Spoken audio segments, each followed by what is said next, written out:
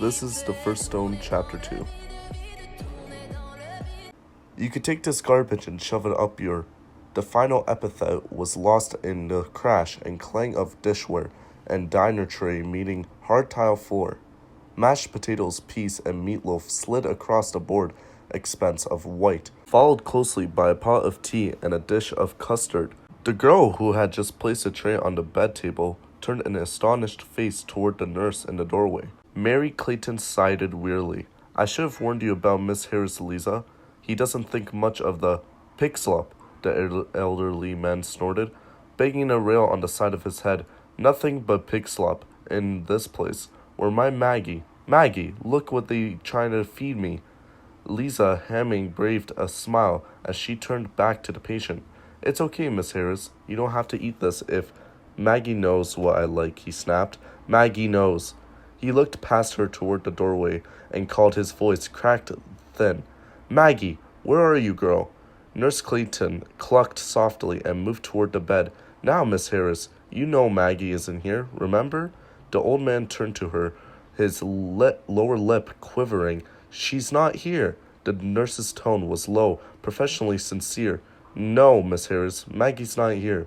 He looked towards the door again and started to cry, his thin shoulders quaking as he sobbed.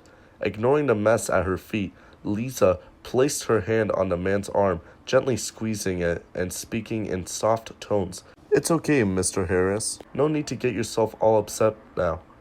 Everything will be fine. The old man looked up at the girl as if seeing her for the first time. Maggie? He asked. She shook her head. No, I'm not Maggie, but I'm sure she'd want you to eat something, wouldn't she?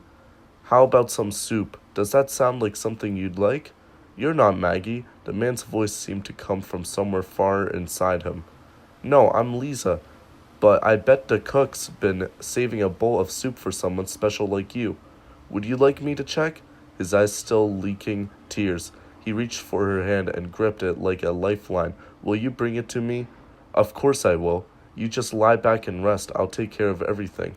She turned to pick up the fallen items, but Nurse Clayton waved her away. I'll look after this. It's not my fault for not warning you in the first place. You go see about that soup.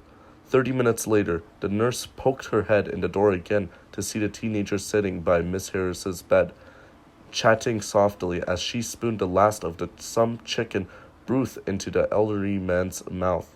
He watched her with bright, interested eyes as she got up to leave. You'll come see me again, he asked. Sure, I'll be here again tomorrow after school. She leaned over and patted his hand. You won't forget me now, will you? He shook his head. He already has, said the nurse, a moment later in the hall. Forgotten you, I mean. She took the bowl and spoon and set them on the meal trolley with the other dishes, then accompanied the teenager down the corridor past the nurse's station. All I know, Lisa said, he still thinks I'm Maggie. His wife said, the nurse. She was a resident here too, passed away last year, poor soul. Sad, said Lisa. But in a way, he's lucky, seeing the surprise on the nurse's face, she continued. I mean, that he doesn't remember she's gone. This way, she'll always be alive for him. The nurse nodded. For someone so young, you know, a lot of other old people, you must have grandparents. Lisa shook her head. They died before I was born. The nurse seemed about to say something else, but they'd arrived at the elevators. Lisa pressed down the button. It was nice meeting you, she said. So you're back again tomorrow? Asked the nurse. The director said something about you and the course requirement. Not exactly. I had to do some volunteering for a high school credit I was taking, but that's all finished. What was the course? Career and Life Management. It's compulsory, and my teacher included 20 hours of volunteer service as one of the completion requirements, but I finished those last semester. The nurse looked puzzled. Then why? Her unasked question hung in the air. Lisa hesitated. Wished she'd been able to leave before the question began. Then, I just really enjoyed doing it. When I finished at the Children's Hospital, they put me in touch with the director here at Silver Meadows, and she said she could use me. Can we ever? We've been really short on staff since the government cut back our funding, but why do you choose this place? Lisa looked back in the direction of Mr. Harris's room and a sudden throb of sadness catching her unaware. She took a hard breath, used it to force back the feeling, then turned to the nurse. I can't stand the thought of somebody being. She paused, groping for a word. Helpless, trapped in a room. I spent time with some kids like that at the children's, and it really felt good when I could take their minds off being there. Mary nodded. That's the reason why I became a nurse in the first place. She smiled, but there was a humor in it. Unfortunately, it often gets so busy here that we end up doing far less of that than our patients need. That's why volunteers like you are important. The elevator arrived with a bling and the doors glided open. Thinking about a career in medicine, Lisa? The girl shook her head. Not really. Volunteering is one thing, she said as she stepped inside, but a career is something else. I really don't know what I want to do just yet. Well, in the meantime, you're certainly welcome here. Thanks. No, thank you, Lisa heard as the door slid closed. Out in the parking lot, she scanned the cars for her parents, a green Subaru, momentarily forgetting where she had parked it. She was thinking about things she had said to the nurse Clayton, or really the things she hadn't said, things like why she had been chosen to do her volunteer service in hospitals and senior citizens' homes, rather than in community centers and daycare facilities like the rest of her classmates. She'd had a hard enough time trying to explain it to her mother and stepfather, who had felt that being around all that pain and suffering, as they put it, was the last thing Lisa needed. You don't have to prove anything, they'd said. Well, maybe they were wrong. Maybe there was plenty she'd had to prove. Like there was a reason she was still living and breathing when her older sister, Helen, had stopped doing it both 6 months ago. Helen, who had been student council president, top scorer on the senior girls basketball team, and led in 2 of the school's drama's productions, and managed 2 main and honors average at the same time. That is before the cancer brought everything to an end, faster than Lisa could have imagined possible. Besides, it wasn't as though Lisa had much else occupying her time anyway. Her sister had been one of those people everyone loved to be around, and it was only when Ellen got sick that Lisa discovered that people she spent time with were more Ellen's friends than hers.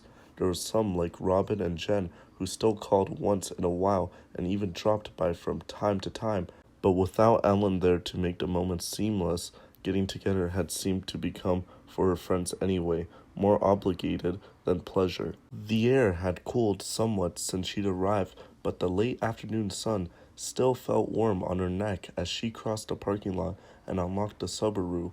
Although she'd been driving for more than a year, she was still grateful for the freedom she felt each time she slid behind the steering wheel. It was driving that had helped her cope with losing her sister, being able to point the vehicle in whatever direction she wanted and just go. Even now, when thoughts of Ellen began to seep into every moment, welling up like water in a footprint after a rain, she'd ask her parents for the keys to the car. It wasn't just for mechanics of driving that helped turn her mind away from the honor of that hospital room. It was never knowing exactly what lay ahead. Even driving through familiar neighborhoods gave her opportunities for surprise. The kid who rode his bike into the streets without looking, the driver who didn't yield the right of way, or turned without signaling. During those final days when her family had waited, even prayed for the inevitable, it was those moments of not knowing that had somehow made bearable the tragedy that was Helen. Even going home wasn't something Lisa was certain she'd do. It always seemed to be a conscious choice she'd made at the end of every drive, like the choice she'd made to volunteer at the children's hospital.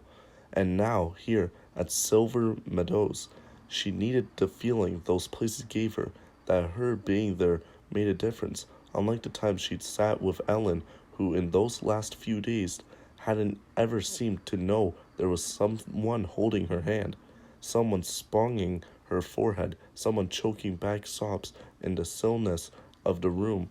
For a moment, memories of her sister washed over her. Ellen laughing on the phone, Ellen singing in the shower, Ellen lying in the burnished mahogany casket at the Pearls funeral home, and Lisa had to grip the steering wheel to keep from shaking, from sobbing. Her long fingernails bit into the flesh of her palms, and the pain somehow made sitting there, alive and breathing, less wrong.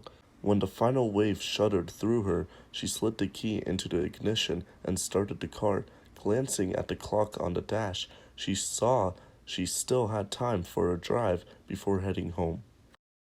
Now, if you guys liked this video, hit a like and subscribe, and hit the next video for chapter 3 of The First Stone, and see you in the next one.